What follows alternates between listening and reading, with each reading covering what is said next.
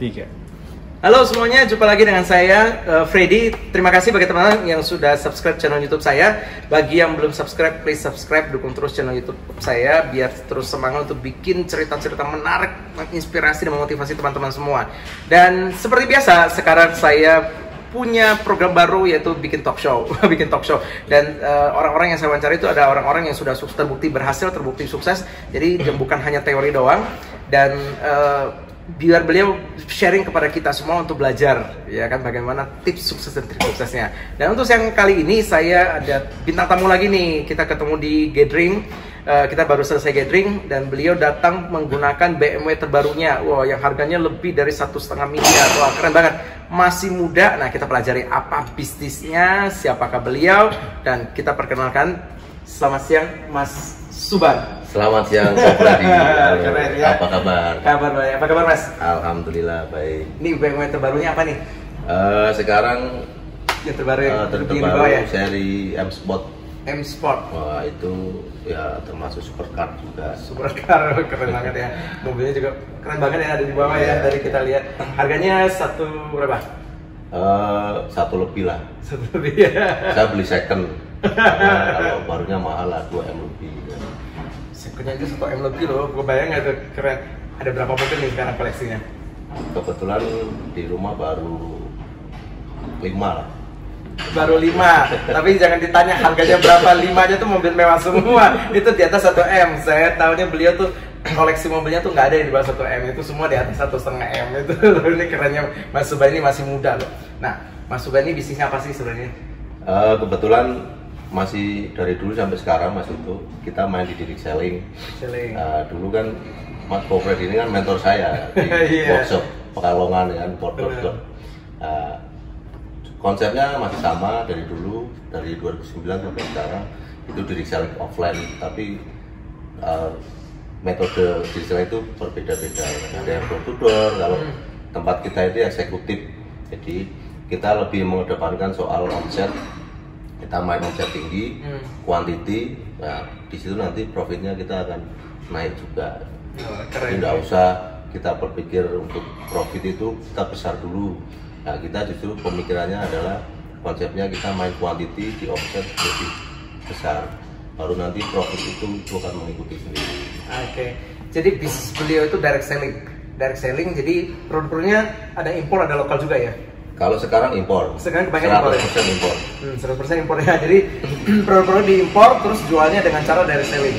Dengan cara direct selling. Dan sekarang produk terbarunya ini apa nih yang best seller nih?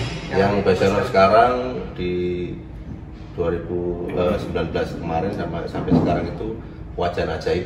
Wajan ajaib. Wajan ajaib. Jadi wajan itu sekarang lagi booming ya kan.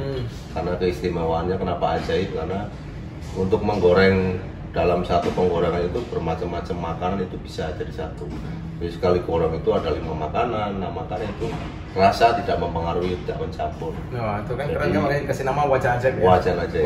Dan sebulan itu bisa sampai 3 kontainer ya. 100.000 pieces. 100.000 pieces, oh gila banget itu. Wah, kebayang nggak tuh keuntungan tuh berapa banyak tuh. Wah, ini importer yang sukses nih, keren nih. Iya, keren banget. Dan usahanya udah berapa lama nih Mas? Kalau direct selling udah 11 tahun lah. 11 dari tahun. 2009 lah sampai sekarang 11 tahun.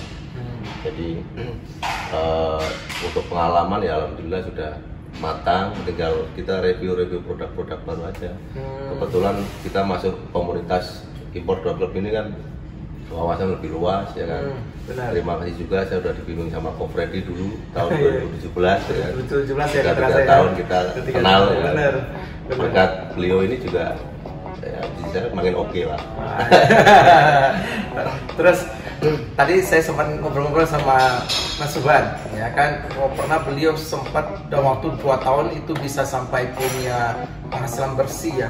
Itu sampai, ini boleh disebutin nggak sih? Boleh, nggak apa-apa. Nggak apa-apa ya? Iya. Boleh disebutin ya? Nggak boleh ya, katanya nggak boleh ya. Pokoknya, waduh, keren banget ini. Makanya saya minta waktu beliau untuk sharing sama kita. Nah, Mas Suban, ini waktu mulai itu apa ya, dalam artian mohon maaf nih, berasal dari keluarga yang mampu terus ini diwariskan atau mulai dari nol atau gimana? Kalau konsep direct selling itu, jadi background keluarga saya itu beda jauh. Di background keluarga saya itu pengusaha di bidang fashion. Pengusaha di bidang fashion. Ya kayak konveksi gitu kan. Oke. Nah, saya mengenal dunia direct selling itu ya dari tahun 2008. Tapi 2009 itu udah mulai action sendiri. 2009 tapi perjalanan memang tidak mulus yang sekarang kan. Dulu kan masih tahap belajar. Begitu masuk di 2014, ya itu sudah mulai oke. Sudah mulai ketemu konsep, sudah mulai ketemu produk, ya kan, brand yang betul-betul punya nilai jual tinggi, walaupun itu nilainya barang kecil, artinya barang murah, tapi kita jual dengan nilai jual yang tinggi, akhirnya produk itu bisa tumbuh. Nah, itu keren banget itu. Ya, terus Mas Suban nih sekarang berarti udah berapa tahun ini? 11 ya? 11 tahun nih, dan termasuk sangat sukses nih. Tips apa kira-kira bagi teman-teman yang masih muda yang ingin punya usaha yang lagi berbisnis nih, Mas Suban? Tipsnya apa? Tipsnya ya sekarang jangan terlalu banyak berpikir, sering-sering untuk action aja. Jadi lebih utamakan action daripada berpikirnya ya. Karena terkadang orang terlalu banyak berpikir justru nggak action. Iya, minimal kita itu kalau sudah punya planning, ya kan, kita kalkulasi, kita prediksi, setelah itu action sudah. Kalau urusan nanti sukses atau macet atau enggaknya kan, yang penting kita udah ikhtiar. Ya.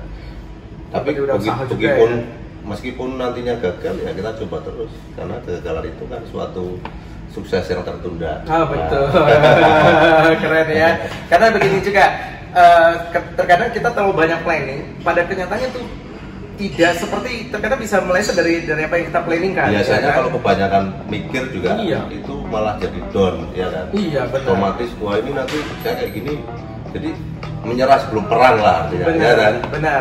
Takut bangkrut dulu, takut ini dulu, nah itu jangan. Ya. Kita maju aja terus lah. Iya.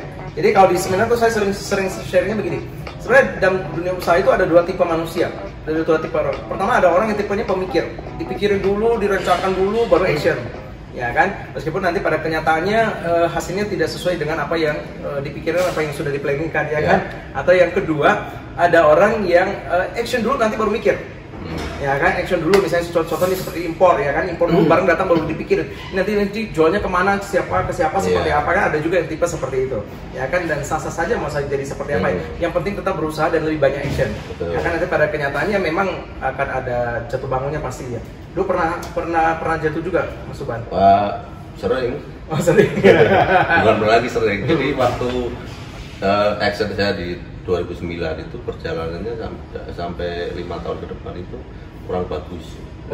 Masuk 2010, 2011, 2012 itu masih kurang, karena itu masih butuh pematangan lah, dari konsep, dari mental, mungkin dari finansial gitu.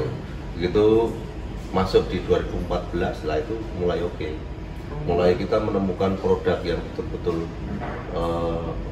layak untuk dijual, ya kan, dengan konsep yang mungkin berbeda dari sebelumnya. Jadi itu kan kita itu main ini apa, audien. Jadi kita panggil bagaimana caranya bisa menghadirkan konsumen lebih banyak atau audien. Di situ kita untuk actionnya, untuk closingnya itu pasti lebih besar hasilnya itu loh. Nah, baru masuk di 2014, di situ sudah mulai ketemu sistemnya, konsepnya, ya kan, finansialnya udah ditunjang itu, akhirnya alhamdulillah sekarang mulus. Sampai sekarang ya itu bertahan, produk itu bertahan selama 2 tahun lah kalau nggak salah. 2017 saya masuk komunitas importer, sampai sekarang ya ketemu produk-produk impor dari Cina, itu berkat Ko Freddy juga. Thank you. Siap. Nah, Mas setuju nggak kalau saya katakan begini, dalam dunia bisnis itu ada ibaratnya seperti momentum. Jadi dalam artian di awal kita usaha, seperti dulu kan saya juga mulainya juga dari sulit. Ya, sulit. Meskipun kita udah kerja keras, tapi tetap aja hasilnya nggak maksimal. Tapi pada saat ada satu momen tertentu di mana usaha kita tidak sekeras dulunya, tapi hasilnya itu lebih maksimal daripada sebelum-sebelumnya. Nah itu kalau saya dalam bisnis itu saya lebih sering menyebutnya itu sebagai momentum. Setuju nggak kalau ada momen seperti itu dalam bisnis? Setuju, bisa jadi oke. Jadi yang namanya itu kan sumbernya dari roda kehidupan kan. Iya. Ya kita konsep sistem atau pekerjaan atau usaha itu kan boleh lah niru sama siapa. Artinya apa? Mungkin kita kan perlu banyak belajar juga kan. Iya. Kenapa ada sistem seminar diadakan atau workshop atau apa, itu kan itu pembelajaran buat kita. Benar. Jadi untuk kiblatnya itu nanti kita main kemana. Misalnya contoh saya mau sekarang kiblatnya ke Ko Freddy, misalnya Ko Freddy main impornya seperti ini, kalau bisa ini bagus nih, kita ambil ilmunya, kita praktekkan di mungkin produk yang berbeda, itu kan nggak masalah. Artinya secara dulu ada pembenahan sistem konsep, terus sampai sekarang itu menjadi oke, ya sah-sah saja. Jadi mungkin momen dari produknya, momen dari hoki kita, rezeki kita, hoki mungkin di upaya kita, ikhtiar kita selama 5 tahun atau 10 tahun itu kok baru hasilnya di momen itu, ya kita syukuri lah. Ya betul. Jadi harus terus belajar, terus berbenah, terus inovasi, terus direvisi terus ya ibaratnya gitu ya. Kreator. Jadi harus harus kreatif juga ya. Jadi kalau dalam dunia bisnis itu harus fleksibel dan kreatif. Jadi dalam artian sekarang kita udah bikin plan seperti kata Mas Suban tadi ya, sudah bikin plan, udah jalan.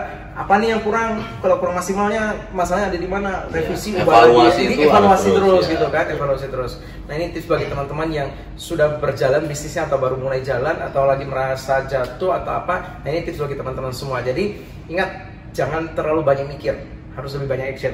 Oke Mas Suban ya. Betul. Ada pesan untuk teman-teman lagi, Mas Suban? Pokoknya action, ikhtiar itu jangan nyerah ya.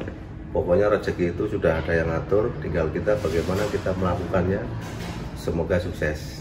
Amin. Terima kasih Mas Suban. Nah Mas Suban, untuk produknya itu ada website-nya nggak sih? Kebetulan saya nggak pakai website. Nah, Mas Suban ini nggak main online loh. Karena nggak main online. Kita itu menghindari online gitu. Menghindari online ya. Banyak orang sekarang ngajarnya ke online, justru Mas Suban terbalik. Karena di online itu acur-acuran harga itu terus terangnya gitu. Iya. Wah, coba lihat jadi artinya ini menarik nih, kalau nggak jadi satu tuh kayaknya nih Mas Suban, saya tambahin satu lagi boleh kayaknya. Ini kayaknya ada menarik nih satu hal. Kan kata orang kan harus selalu mengikuti perkembangan zaman. Sekarang lagi online. Dan Mas Suban terbukti tidak mengikuti zaman tapi justru lebih kaya. Ya, karena tergantung pasarnya. Tergantung pasar. Ya, sekarang ini ya zaman milenial kan. Benar. Nah, itu rata-rata kalau target saya kan produknya itu di usia 40 sampai 60 tahun atau minimalnya 35 lah. Kalau usia-usia segitu itu mereka kan masih kurang aktif juga untuk main medsos gitu untuk online itu. Mereka masih takut untuk transfer uang atau mungkin untuk punya buku rekening aja ATM itu mereka nggak punya. Jadi sarana itu aja mereka belum bisa menunjang lah. Nah, kita main offline-nya itu ke sana target. Makanya sampai sekarang alhamdulillah ya masih diterima.